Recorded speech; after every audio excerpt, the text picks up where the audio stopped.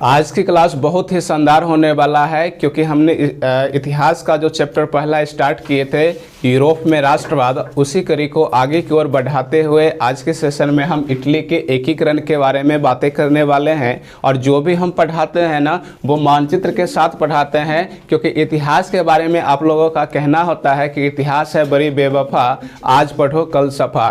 तो हमारे क्लास में आपको ऐसा फील कभी नहीं होगा कि आज पढ़ो और कल सफा हो जाएगा, बल्कि यहाँ पे आपको जो भी बताया जाता है ना, उसका एक बेसिक थीम आपके माइंड में सेट किया जाता है। और बेसिक थीम यदि आपके माइंड में सेट हो जाए तो यकीन मानिए वो ही पढ़ाई आपका असली पढ़ाई होता है और लंबे समय तक आपको याद भी रहता है, ठीक है ना। तो ये कोई बेवफा सब्जेक्ट नहीं है जो आज पढ़ो और कल सफा हो जाएगा, बल्कि सही से पढ़ने की आवश्यकता है, एक तरीका से पढ़ने की आवश्यकता है जो कि आप लोग नहीं कर पाते। तो चलिए आज की क्लास में आपको एहसास होगा कि इतिहास अगर पढ़ना चाहिए तो इस प्रकार से पढ़ना चाहिए जैसा कि आज हम पढ़ाने वाले हैं।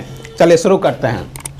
यहाँ पर इटली के एकीकरण को समझने से पहले सुनिए, इटली के एकीकरण को समझने से पहले हम कुछ बेसिक इसकी पिछले जो क्लास में बातें किए थे उसके बारे में चर्चा कर लेते हैं। क्योंकि इटली इतने टुकड़ों में विभाजित कब हुआ, कैसे विभाजित हुआ, जो आज इसको एक करने की आवश्यकताएं पड़ रही है। तो इसके थोड़ा सा बैक वाले चीज़ों को देखते हैं। देखिए, फ्रांस के बारे में हमने बताए थे कि यह जो है सो फ्रांस है, और फ्रांस में जो एक लास्ट का जो शासक बना था वो आर्लेहेंस वंश का था, जिसका राजा लुई फिलिप था। कौन था? राजा लुई फिलिप था। इसने अपने प्रधानमंत्री गीजो को बनाया था। किसको बनाया था? गीजो को अपना प्रधानमंत्री बनाया था। और यह जो है सो देखते देखते जो है सो ये अमीर वर्ग के ही सपोर्ट में चले गए और गरीब पर कोई ध्यान ही नहीं दिया करते थे, जिसका नतीजा ये हुआ कि वहाँ पे गरीबी एवं भूखमरी जैसी समस्याएं फ्रांस में उत्पन्न हो गई थी, जिसके कारण फ्रांस की जनता ने फिर से जो है सो विद्रोह कर दिया लुई फिलिप के खिलाफ। और पेरिस में इतना न भीड़ जम गया था कि ये जो लुई फिलिप यहाँ की राजा था और गीजो जो थे इसकी प्रधानमंत्री, ये डर के मारे जो है सो कहाँ भाग गया था? इंग्लैंड भाग गया था। कहाँ भाग गया था? इंग्लैंड। तो इस प्रकार से हमने देखे कि लुई फिलिप तो भाग गया, गीजो भी भाग गया। तो वहाँ की जो सत्ता संभालने के लिए एक नया व्यक्ति आता है जिसका नाम क्या होता है? तो नेपोलियन। क्या नाम होता है? नेपोलियन तृतीय। क्योंकि इससे पहले जो था नेपोलियन बोनापार्ट आया था, लेकिन अब कौन आ रहा है? नेपोलियन तृतीय। और नेपोलियन तृतीय जो है एक सशक्त शासक है, ठीक है ना, मजबूत शासक है। और इस वक्त इटली के एकीकरण के वक्त जो फ्रांस के राजा होंगे वो कौन होंगे? नेपोलियन तृतीय ही होंगे। कौन होंगे? नेपोलियन तृतीय ही होंगे। अब उसके बाद देखिए कि फ्रांस में जब राष्ट्रवादी भावना का उजागर नेपोलियन बोनापार्ट ने किए थे, तो उस वक्त जो है सो फ्रांस में सभी जगह, फ्रांस नहीं बल्कि पूरे यूरोप के अधिकांश देशों में राष्ट्रवादी भावनाओं देखने को मिल रहा था। सभी लोगों में जो है सो एक होड़ मचा हुआ था राष्ट्रवादी की ओर अग्रसर होने के लिए। इसी बीच हमने देखे थे कि एक ऑस्ट्रिया था। कौन था? ऑस्ट्रिया। तो ऑस्ट्रिया की जो राजा था उसका नाम क्या था? मेटरनिक। क्या नाम था इसका? मेटरनिक का जो है सो रात की नींद हराम हो गया था, क्योंकि यहाँ पर भी जो है सो निरंकुश राजतंत्र चला करता था। उस राजा को जो है सो जीना एक तरह से हराम हो गया था नेपोलियन बोनापार्ट की नीति को देख करके। इसलिए वो चाहता था कि ये जो राष्ट्रवादी भावनाओं का जो मतलब शोर देखने को मिल रहा है ना, उसको समाप्त कर दिया जाए। और इसी बीच जो है सो फ्रांस में एक जो है सो विद्रोह हो जाता है। और उसी वक्त जो है सो मेटरनिक क्या करता है? समझ रहे हैं? सुनो, मेटरनिक जो है सो ये करते हैं कि जब उसको दबाने के लिए फ्रांस की जो नेपोलियन बोनापार्ट थे शासक, उसको हटाने के लिए लड़ाई लड़ते हैं। और उसमें जो है सो मेटरनिक की जीत हो जाती है। और मेटरनिक की जब जीत हो जाती है तो 1815 ईस्वी में कौन सा सम्मेलन होता है? वियना सम्मेलन होता है। कौन सा सम्मेलन होता है?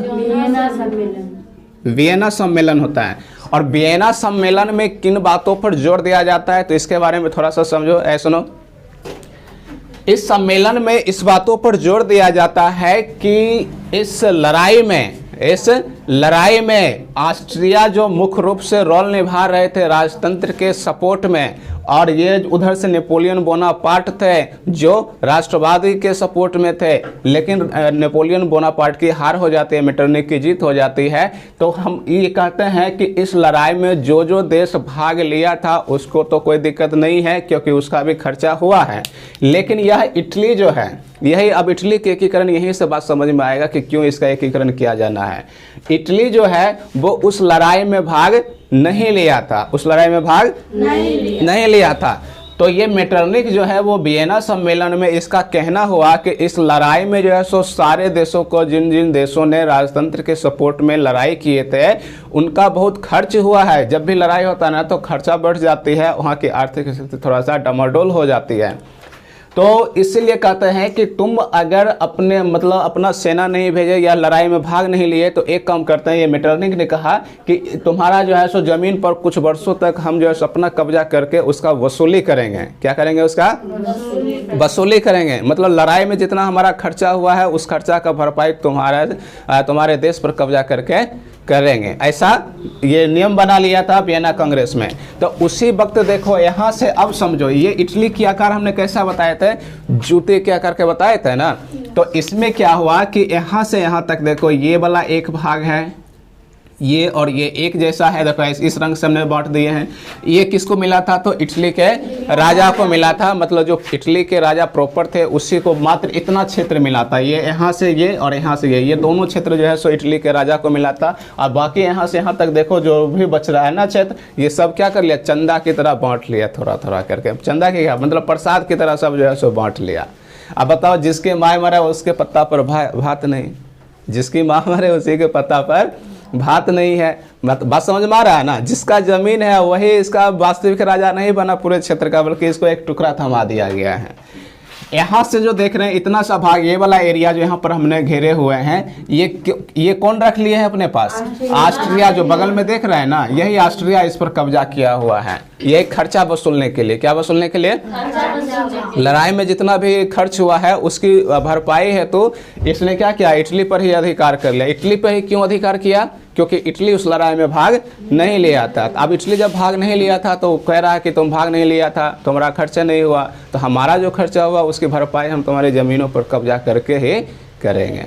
समझ गए ना? उसके बाद देखिए यहाँ से ये दोनों क्षेत्र हो गया। उसके बाद ये जो डॉटेड लाइन देख रहे हैं ये पोप के अंतर्गत आ गया। पोप का मतलब बताए थे ना, ईसाई धर्म के जो धर्म गुरु होते हैं वो पोप कहलाते हैं। क्या कहलाते हैं? पोप।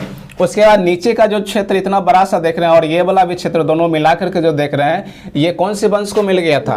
बुर्बो वंश को मिल गया था। तो इटली का देखिए इतने टुकड़ों में ये विभाजित हो गया था। और यहाँ पर जो देख रहे हैं परमा है, मोडेना है, टस्करी है, इन क्षेत्रों पर भी आप मतलब हम कह सकते हैं कि इसको डायरेक्ट नहीं इनडायरेक्टली रूप से उसी ऑस्ट्रिया का ही अधिकार था। क्योंकि यहाँ का जो एक वर्ग था हेवस वर्ग, और हेवस वर्ग के अधिकार में ही परमा, मोडेना, टस्करी तीनों क्षेत्र उसी में थे। तो वो भी कहाँ के रहने वाले थे? ऑस्ट्रिया के ही। इसलिए हम कह सकते हैं कि ऑस्ट्रिया के क्षेत्र में ये वाला क्षेत्र भी और ये वाला क्षेत्र भी, सारे क्षेत्र जो है सो शामिल था। तो हमने ये देखे कि उस लड़ाई में जो है सो इसको बहुत बड़ी कीमत चुकाना पड़ गया था इटली को। क्या हुआ था? इटली को बहुत बड़ी कीमत चुकाना पड़ गया था। इटली का कुल 7 टुकड़ों में विभाजित किया गया था। कितने टुकड़ों में विभाजित हुआ था? 7 टुकड़ों में विभाजित हुआ था, जिसमें 7 टुकड़ों को नाम याद रखो। 7 टुकड़ों क्या करना है? नाम याद रखना है। तो चलो उसका नाम हम बताते हैं, आप लोग ध्यान से देखिएगा। पहले नंबर पर विभाजित कौन सा हुआ था? तो यहाँ पर आप देख रहे हैं पिडमोंट और सार्डिनिया। पिडमोंट और सार्डिनिया लिखा हुआ है, आप लोग यहाँ से देख भी सकते हैं। सार्डिनिया। दूसरे नंबर पे कौन से विभाजित हुआ था? तो यहाँ पे आप जो देख रहे हैं कि लोम्बार्डी और वेनेशिया, ये ऑस्ट्रिया के क्षेत्र में था। लोम्बार्डी और ऑस्ट्रिया, ये ऑस्ट्रिया। तीसरे नंबर पे कौन था? तो यहाँ पर देखो ये परमा था। कौन था? परमा था। चौथे नंबर पर मोडेना था और 5वें नंबर पर टस्करी। कौन था? टस्करी। 6ठे नंबर पे पोप था और 7वें नंबर पर नेपल्स और सिसले। सिसले। नेपल्स और सिसले। तो इस प्रकार से हम देख रहे हैं कि इटली का जो विभाजन हो गया था वो कितने भागों में बट गया था? 7 भागों में बट गया था। जबकि इटली का जो क्षेत्र पूरा था वो इटली के पूरे क्षेत्र को वहाँ की राजा को बस एक झुनझुना की तरह जो है सो थमा दिया गया था। बस इतना सा क्षेत्र है। ये वाला देख रहे हैं कि ये वाला जो है पिडमॉन्ट और सार्डिनिया, ये पिडमॉन्ट और सार्डिनिया का मुख्य रूप से जो क्षेत्र है वही जो है सो इटली के राजा चार्ल्स एल्बर्ट को मिला था। इटली के राजा कौन थे? Charles Albert. और उसके बाद जो लोम्बार्डी और सॉरी ये गलती लिखते, लोम्बार्डी और वेनेशिया है ना, लोम्बार्डी और वेनेशिया ये क्षेत्र किसको मिल गया था? तो ऑस्ट्रिया को मिल गया था। और परमा जो है, परमा भी जो है सो अप्रत्यक्ष रूप से किसके अंतर था? ऑस्ट्रिया के अंतर था। मोडेना भी था, टस्करी भी था, ऑस्ट्रिया के क्षेत्र में। ये जो पोप देख रहे हैं ना, पोप क्या था कि ईसाई के धर्मगुरु रहते थे यहाँ पे कौन रहते थे? ईसाई धर्म के धर्मगुरु रहते थे, जिसकी सुरक्षा कौन करते थे? फ्रांस। और फ्रांस जो है सो इस वक्त मजबूत शासक है। कैसे शासक है? मजबूत शासक है। इससे टक्कर लेने वाले अभी कोई नहीं है, क्योंकि हमने एक बताए थे कहानी कि अगर फ्रांस को सर्दी होता है तो पूरे यूरोप वासी छींकता है। मतलब ये हुआ कि ये जो है सो शक्तिशाली देश है, ये बड़े लोग हैं, इसके साथ जो भी बातें होगा देखते देखते मतलब पूरे यूरोप में वो बातें फैल जाती है। समझ रहे हैं ना? इसी पर हमने वो बताया था ना, एगो डायलॉग जो बता दिए, पुष्पा पुष्पा राज झुकेगा नहीं, वही बात यहाँ पर है। यहाँ तक आपको समझ, आपसे पूछा जाएगा बताओ इटली का कितने भागों में विभाजित हुआ था? क्या बताएंगे? 7 भागों में। 7 भागों का नाम पूछेगा, बता सकते हैं? कौन कौन बता सकते हैं? जल्दी बताओ। यहाँ कोई बता सकते हैं? नहीं? चलो सुनो, एक बार हम समझा देते हैं। पहले यहाँ पर देखो पिडमॉन्ट और सार्डिनिया है। क्या है? पिडमॉन्ट और सार्डिनिया। ये पिडमॉन्ट और सार्डिनिया का जो क्षेत्र है वो इटली के प्रॉपर राजा जो चार्ल्स एल्बर्ट थे उसके जो है सो अधिकार में मिला था। उसके बाद यहाँ पे आ जाते हैं तो यहाँ पर लोम्बार्डी और वेनेशिया है। कौन सा है? लोम्बार्डी और वेनेशिया। इस पर जो है सो प्रत्यक्ष रूप से ऑस्ट्रिया का अधिकार था। उसके बाद परमा मोडेना और टस्करी, ये भी अप्रत्यक्ष रूप से ऑस्ट्रिया के ही अधिकार में था, क्योंकि वहीं का एक वर्ग था, हैवस वर्ग, उसके जो है सो अधिकार में था। उसके बाद है पोप। उसके बाद कौन है? पोप। यह जो है सो फ्रांस के संरक्षण में था और फ्रांस इसका जो है सो देखरेख करता था। उसके बाद नेपल्स और सिसिली। उसके बाद नेपल्स और सिसिली, ये बुर्बो वंश से यहाँ पे रहते थे, बुर्बो वंश के अधिकार में था। बताओ इतनी बात समझ में आया कि नहीं आया? आ गया ना? 7 भागों में जो विभाजित हो गया था, इन्हीं विभाजित भागों को एक करने की आवश्यकता था। और एक करने की काम को ही क्या कहते हैं? एकीकरण कहते हैं। बिखरे हुए चीजों को बटोर के ला करके एक जगह इकट्ठा कर दो तो उसको क्या कहेंगे? एकीकरण कहेंगे। बात समझ में आया? एकीकरण का मतलब ये कह रहा है इटली का एकीकरण। तो एकीकरण का मतलब क्या हुआ कि ये जो अलग अलग टुकड़ों में जो विभाजित है, इतने बार छोटे छोटे टुकड़ों में, वो सब के मिला करके एक कर दो और उसी को क्या नाम देंगे? इटली का एकीकरण। यही क्वेश्चन आपसे आ जाएगा, इटली के एकीकरण को समझाएं। तो आपको इतनी सारी बातें बताना पड़ेगा अभी जो कहानी सुन रहे हैं। अभी और कहानी स्टार्ट होने वाला है इसके बाद। अभी तो हमने देख लिया कि किस प्रकार से इसका विभाजन हुआ। अब इसके एकीकरण के लिए कुछ व्यक्ति यहाँ से उभर के सामने आते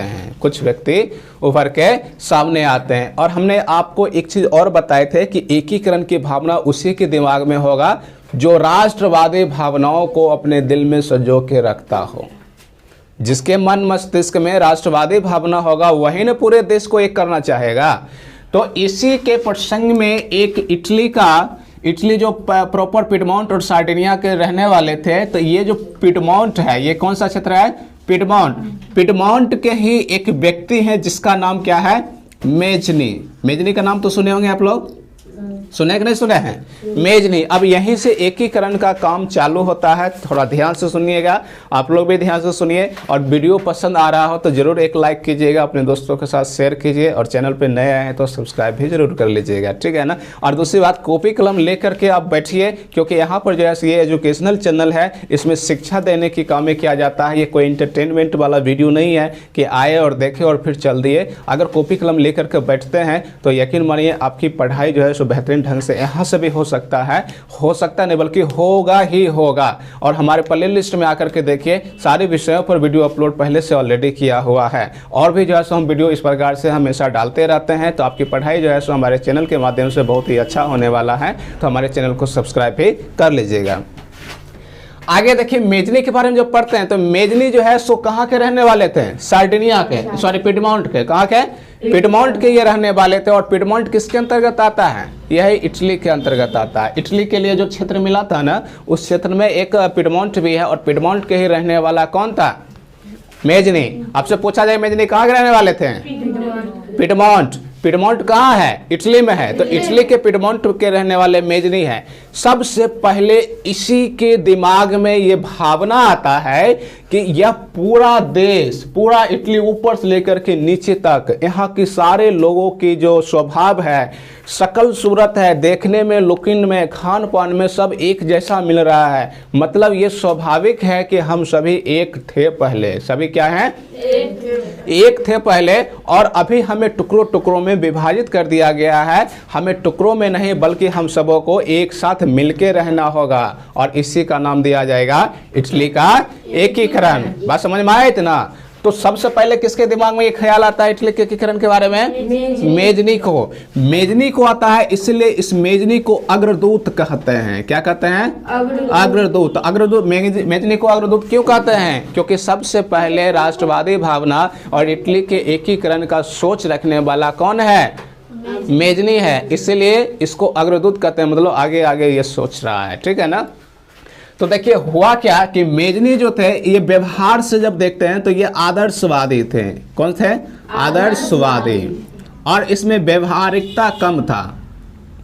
व्यवहारिकता बता रहे हैं ना, आदर्शवादी इसमें ज्यादा थे और व्यवहारिकता जो है इसमें कम देखने को मिलता था। कहने का मतलब ये हुआ कि ये जो है सो आगे पीछे ऊपर नीचे कोई खास बात सोच के नहीं चलते थे, बल्कि ये आम लोगों की तरह जो है इसके दिमाग में जब जो आता था तब वो करने के लिए तैयार हो जाते थे। तब वो करने के लिए क्या हो जाते थे? तैयार हो जाते थे। लेकिन उसका परिणाम क्या होने वाला है इसको ये कोई ख्याल ही नहीं करते थे। तो ऐसे व्यक्तियों को ही आदर्शवादी कहते हैं। जबकि व्यवहारिकता कहने का मतलब ये हुआ कि आप पहले सोचिए कि अगर मान लेते हम इटली के एकीकरण करने के लिए मेजनी जा रहा है, तो ये अकेले तो एकीकरण कर नहीं सकता है। इसके लिए तो और भी तो लोग चाहिए, क्योंकि ये जो ऑस्ट्रिया के संरक्षण में जो वेनेशिया है, लोम्बार्डी है, तो ये तो ऑस्ट्रिया मजबूत देश है उस वक्त का। अकेले ये जाएगा मेजनी उससे लड़ने के लिए कि कहेगा कि ये पूरा इटली हमारा है, हमारा इटली को छोड़ो और तुम अपने देश से जाओ वापस। तो कोई किसी के जमीन पर अगर अधिकार कर रखा है तो क्या आपको लगता है कि बिना लड़ाई झगड़ा या फिर अच्छे से फरियाए बिना उसको मुफ्त में मिल जाएगा? नहीं मिलने वाला है मुफ्त में। यही बात मेजनी समझ नहीं रहे थे। ये अकेले जो है सो जाते थे उसको लड़ने के लिए, पिटा उठा के भाग आते थे। फिर बाद में चल के जो है सो इसने क्या किया, एक संगठन था जिसका नाम था कार्बोनरी। क्या था? कार्बोनरी। कार्बोनरी एक संगठन हुआ करता था कोयला के मजदूरों का, यानी कि कोयला के खदानों में काम करने वाले जो मजदूर वर्ग के लोग थे, वो सब मिलके एक जो है संगठन का निर्माण किया था जिसका नाम क्या था? कार्बोनरी। और ये कार्बोनरी भी बड़ा खतरनाक था। इसमें क्रांतिकारी लोगों का भर्ती हुआ करता था। कैसा लोग थे? क्रांतिकारी। मतलब समझ रहे हैं ना, ये भी तुरंत परिवर्तन ही चाहता था। जो होगा वो बाद में देखा जाएगा, पहले अभी फरिया लो। अगर मान लेते हैं कि हम सदस्य हैं कार्बोनरी का और हमसे किसी के साथ जो है सो कोई दूसरा व्यक्ति जो कार्बोनरी संगठन से जुड़ा हुआ नहीं है, उससे अगर लड़ाई हो जाता है तो हमारे जो संगठन के लोग हैं वो क्या देखेगा? कहेगा इसमें गलती है कि नहीं है। इतना बात तो बाद में सोचेंगे, वो तो बाद की बात है। लेकिन पहले चलो इसके साथ जो भी झगड़ा किया उसको पहले अच्छे से खबर ले लेते हैं और उसके बाद जो है सो देखा जाएगा बाद में जो हो। तो ऐसे ही भावना को रखने वाले क्या होता है? क्रांतिकारी। मेजनी को लगा कि अगर हम भी इस संगठन से जुड़ जाते हैं, कार्बोनरी संगठन से, तो शायद हमारे इटली के एकीकरण करने की जो सपना है, राष्ट्रवादी भावनाओं का जो हम सोच रहे हैं कि हमारे देश में जो है सो राष्ट्रवादी भावना फैले और यहाँ पर गणतंत्र स्थापित हो। मेजनी का क्या सोचता है इटली में कौन सी स्थापना करने का? गणतंत्र स्थापित करने की ये सोच रहे थे। ये सोच रख करके कार्बोनरी संगठन से मेजनी जुड़ जाते हैं। मेजनी क्या हो जाते हैं? जुड़ जाते हैं। लेकिन फिर वही बात हुआ कि यहाँ कार्बोनरी संगठन में जो है सो कोयला खदानों में काम करने वाले मजदूर वर्ग थे, जिसमें बूढ़े भी थे, बच्चे भी थे, जवान थे। तो सब मिला करके मेजनी को जो है सो 150 आदमी लेके जाते थे। यहाँ से देखो यही ना है पिडमोंट, और यहाँ से इसके बाद का जो क्षेत्र है वो किसका क्षेत्र है? ऑस्ट्रिया का। तो यहाँ से जैसे यहाँ पर धक्का मारते थे, इसको यहाँ पर जाते थे हमला करने के लिए। लेकिन ये 150 लोगों से उस बड़े देश का जो है तो उस पर क्या फर्क पड़ने वाला है? ये जाते थे पिटा उठा के, फिर जो है टंगा के वापस आ जाते थे। जब भागने की बारी होता था तो मेजनी क्या होता था? फर्स्ट हुआ करते थे। फर्स्ट मतलब समझ रहे हैं? मतलब जब वापस भागना हो तो मेजनी भागने में पहले हुआ करता था। इसका कहना था कि हम बचे रहेंगे, हम जिंदा रहेंगे, तब ने फिर दोबारा और भी जो है सो लोगों के लिए आके आएंगे और फिर से हमला करेंगे। हम ही को अगर मार दिया जाएगा तो फिर इसको जो है सो कौन चलाएगा। तो ऐसा भावना जो है सो इसके साथ हुआ करता था। देखते देखते इसको कुछ समय के बाद लगा कि नहीं, इससे भी कुछ होने वाला नहीं है। आगे चल के इन्होंने सोचा कि अगर इटली के युवा वर्ग हमारे साथ हो जाए, कौन सी वर्ग? युवा वर्ग यदि हमारे साथ हो जाए तो शायद हम इटली को एकीकरण कर सकते हैं। इसके लिए इन्होंने 1831 ईस्वी में 1831 ईस्वी में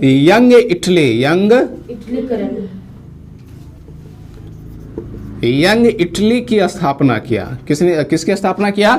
यंग इटली का। नाम से स्पष्ट है कि इटली के जितने भी युवा वर्ग थे वो सभी के सभी इस जो है सो पार्टी में, इस जो है सो गठन में शामिल हो जाए, और वो चाहते थे कि हम इस वर्ग को ले करके इटली को एक कर लेंगे। लेकिन फिर भी इसका प्रयास असफल रहा।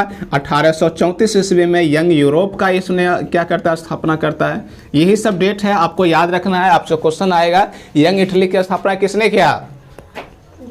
बोलो जल्दी, यंग इटली की स्थापना किसने किया? कितना देर के बाद दिमाग काम करता है कि यहाँ पर जो है सो कुछ और चल रहा है, पढ़ाई चल रहा है, समझो इसको।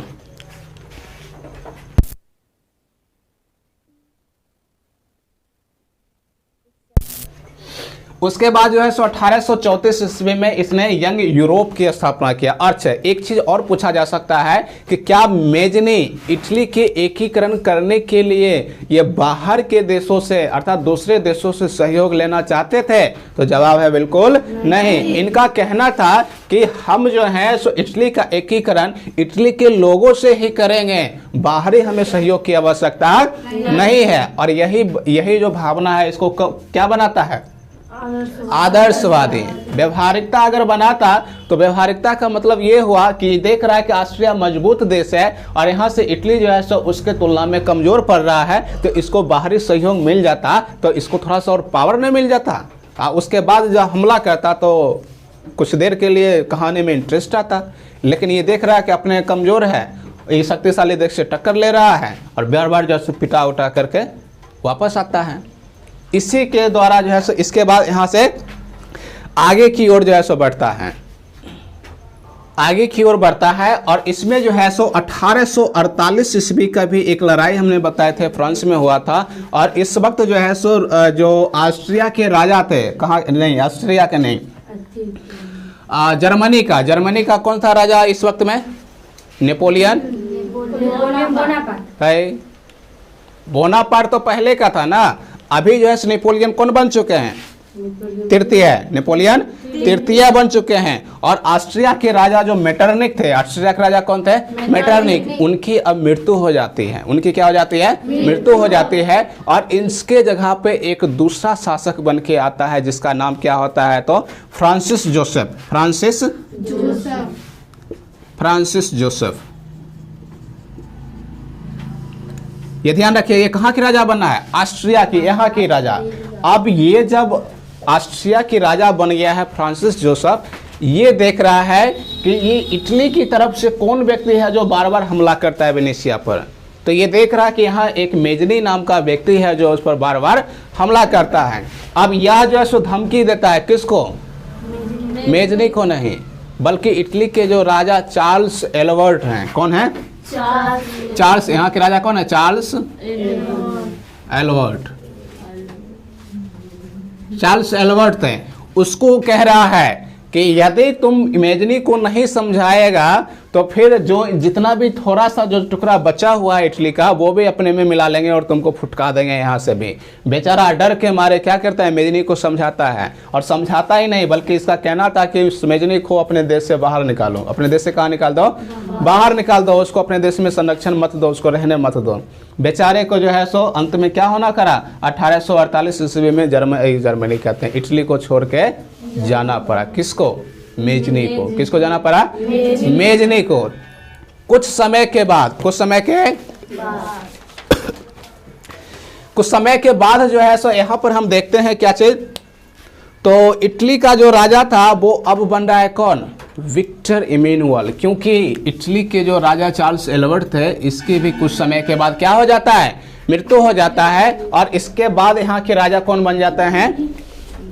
विक्टर इमैनुअल, क्या बन जाता है? Victor Emmanuel. चलिए इसको हम मिटा देते हैं। विक्टर इमैनुअल जो है सो अब इटली के शासक बना है, राजा बना है। तो इसके बारे में जरा सुनिए। विक्टर इमैनुअल है ना, ये कहाँ के राजा हैं? कहाँ के राजा हैं? इटली के। इटली के राजा अब कौन बन चुके हैं? Victor Emmanuel. और इनका प्रधानमंत्री एक है, इनका प्रधानमंत्री कौन है? काउंट काबुर। काउंट काबुर, काबुर है, काउंट काबुर। ठीक है, दिखा दे रहे हैं उधर, ये काउंट काबुर है। ठीक है ना। अब इसका सोच देखो क्या कहता है। यह देख रहा है क्योंकि विक्टर इमैनुअल जो राजा बना है और यह प्रधानमंत्री काउंट काबुर जो बना है, यह मन ही मन सोच रहा है कि मेजनी ठीक सोचता था, मेजनी ठीक सोचता था। उसकी सोच बिल्कुल सही है क्योंकि हम पूरा इटली वासी एक जैसे हैं और हमें एक होना चाहिए, एक होना चाहिए। मेजनी का सोच बिल्कुल सही था, है ना। तो अब ये भी देख रहा है कि हमें भी इटली का एकीकरण करना है क्योंकि बीज जो है बो के कौन गए हैं? मेजनी ही गए हैं। और कहा जाएगा एक क्वेश्चन और कि इटली में राष्ट्रवादी भावना का आधार किसने तैयार किया? राष्ट्रवादी भावना का आधार किसने तैयार किया? मेजनी ने। और मेजनी राष्ट्र जो है सो इटली में कौन सी जो है सो तंत्र को स्थापित करना चाहते थे? गणतंत्र को। कौन से तंत्र को? गणतंत्र को स्थापित करना चाह रहे थे। ठीक है ना। लेकिन अब यहाँ से हम देखते हैं काउंट काबुर और विक्टर इमैनुअल की कहानी अब यहाँ से प्रारंभ हो रही है। तो जरा इसके बारे में सुनो। इधर तो कंप्लीट हो गया, इसके बारे में सुनो। यह जो है सो बहुत ही चतुर व्यक्ति थे काउंट काबुर। चतुर मतलब तेज, इसलिए इसको कूटनीतिज्ञ कहते हैं। काउंट काबुर को क्या कहते हैं? कूटनीतिज्ञ कहते हैं। ये कूटनीति के आधार पे इटली के एकीकरण करते हैं और यह जो है सो लगभग इटली को एक कर देते हैं। कुछ क्षेत्र बच जाता है जिसको कौन पूरा कर देता है? विक्टर इमैनुअल ने उसको पूरा करता है। तो थोड़ा सा कहानी बच गया है। चलिए ध्यान से देखिए। ये वीडियो थोड़ा सा लंबी जा रही है, कोई बात नहीं है, लेकिन कॉन्सेप्ट क्लियर हो जाएगा तो यकीन मानिए आपको जो है सो घाट तक ये परमानेंट हो जाने वाला है। ठीक है ना। चलिए देखिए। अब यहाँ के बाद हम देखते हैं इटली और काउंट काबुर हो गया। तो ये सोच रहा है कि इटली का एकीकरण तो होना चाहिए, लेकिन इसके पास भी उतना क्षमता नहीं है, उतना पावर नहीं है कि डायरेक्ट जो है सो ऑस्ट्रिया के साथ पंगा ले सके, क्योंकि ऑस्ट्रिया मजबूत है और ये क्या है तो कमजोर है। तो इसका कहना है कि हमें विदेशी सहयोग लेना होगा। किसको? काउंट काबुर का कहना है कि इसको क्या चाहिए? विदेशी सहयोग।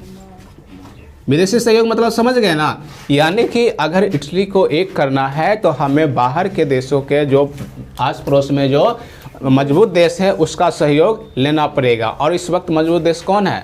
फ्रांस। तो फ्रांस का ये सहयोग अगर मिल जाता है इसको, तो ये क्या कर लेगा? इटली को एक कर लेगा। लेकिन दुख की बात ये है कि यह बेचारा पकड़ाया गरीब देश का प्रधानमंत्री, और ये फ्रांस का प्रधानमंत्री, ये फ्रांस का जो राजा है कौन है? नेपोलियन तृतीय है। तो कोई भी बड़े लोग छोटे लोगों से जल्दी दोस्ती करता है? नहीं करता है ना। तो यही समस्या इसके साथ आ चुका है कि ये तो छोटा है और वो बड़ा है, उससे दोस्ती करे तो करे, कैसे करे? क्योंकि उसका संरक्षण मिलेगा तभी इटली का एकीकरण कर सकता है, पूरा ऐसे नहीं कर सकता है। तो इसी के क्रम में अब एक कहानी थोड़ा सा समझाते हैं। मान लेते हैं कि ये काउंट काबुर जो है एक भोज हो रहा था आज फ्रांस में। कहाँ हो रहा था? भोज। और उसमें अगर ये बिना बुलाए चला गया काम करने के लिए, बिना बुलाए कैसे कहाँ चला गया? काम करने के लिए। उसके भोज भात में सबको खान पान खिला रहे हैं। उसके बाद जो है सो जब से शुरू हुआ तब से लेकर के अंत तक जो है सो सबको खिला पिला रहे हैं, एकदम चहल पहल कर रहे हैं। लास्ट होते होते क्या होता है कि घरवारी जो होते हैं ना, उसका ध्यान पड़ जाता है कि बाबू तुम कौन है। कहते हैं ना, अगर बिना अनजाने व्यक्ति कोई आ जाता है और इतना बहुत अच्छा काम कर रहा है, सब उसका सहयोग कर रहा है, तो लास्ट में नजर पड़ ही जाता है कि बाबू तुम कौन है, बहुत अच्छा काम किया है, देख रहे हैं कुछ टाइम से लगा हुआ ही है, उसका ध्यान उस पर चलाता है। तो वही ध्यान अपने ऊपर लाने के लिए काउंट काबुर क्या करते हैं? तो ये थोड़ा सा एक जो है कहानी के तौर पर हमने बता रहे हैं। उसके बाद मान लेते हैं कि कल होकर के अगर उसी रास्ते से गुजरेंगे तो घरवारी देखेंगे तो उसको याद आइए जाएगा, यही लड़का था जो हमारे भोज भात में बहुत हमारा मदद किया था। उसको कहे आओ बउआ आओ, बैठो बैठो, क्या नाम हुआ, कहाँ से आए थे, आप कब देखे थे, हमारे भोज में बहुत सहयोग कर रहे थे हमारे। तो उसी वक्त जो है तो ये अपना सारा कुछ बताएंगे और अपनी समस्या को भी हिंदी करवाएंगे और फिर जो है दोनों के बीच दोस्ती होता है। किसके बीच? काउंट काबूर और फ्रांस के बीच दोस्ती होता है। अब जब दोस्ती हो जाएगा धीरे धीरे, तब जाकर के ये अपनी समस्या को गिनाएगा, तब जाकर के क्या कहेगा, समस्या को। अब कैसे समस्या को गिनाएगा उसके बारे में जरा सुनो। यहाँ से जो है सो हम आगे की ओर बढ़ते हैं। इसमें देखिए एक कहानी का प्रसंग एक नए मोड़ में जा रहा है और इस बातों को समझिए। हमने शुरू में बताए थे कि यहाँ पर एक देश है, इस देश का नाम क्या है, फ्रांस। इस देश का नाम क्या है, फ्रांस। इसके बगल में कौन है, जर्मनी। इसके बगल में कौन है, जर्मनी। यहाँ पर भी लिखा हुआ है, यहाँ पर किचिर पिचिर कुछ ज्यादा हो जाएगा इसलिए यहाँ पे नहीं बता रहे हैं, इधर से बता रहे हैं। और यहाँ पर कौन सा है, तो ऑस्ट्रिया है, ऑस्ट्रेलिया नहीं ऑस्ट्रिया है। और यहीं पे कौन सा है, तो इटली है। ये कौन सा है, इटली है। इसको थोड़ा सा रफली आइडिया बना करके हमने फिगर इसको समझाने कम किए हैं, तो समझिए इसको। यहाँ पर हुआ क्या, इस कहानी को समझो, क्योंकि यहीं से जो है सो अब काउंट काबूर की दोस्ती जो है सो फ्रांस के साथ होने जा रहा है। इससे पहले जो हमने भोज भात वाली कहानी जो बताए वो एक केवल प्रैक्टिकली बातें समझाने का कोशिश किए थे, वो इस कहानी में नहीं दिया गया है। कहानी में ये चीज दिया गया है जो अभी हमने बताने वाले हैं। देखिए हुआ क्या कि एक समय की बात है कि यहाँ पर एक देश था जिसका नाम था तुर्की। इसका नाम क्या है, तुर्की। और तुर्की जो है मुस्लिम कंट्री है। कैसी कंट्री है, मुस्लिम कंट्री है। और इस मुस्लिम कंट्री का दो ऐसा क्षेत्र था जो ईसाई धर्म, हिंदुओं का धर्म, मतलब ईसाई धर्म जो है सो यहाँ पर निवास करते थे।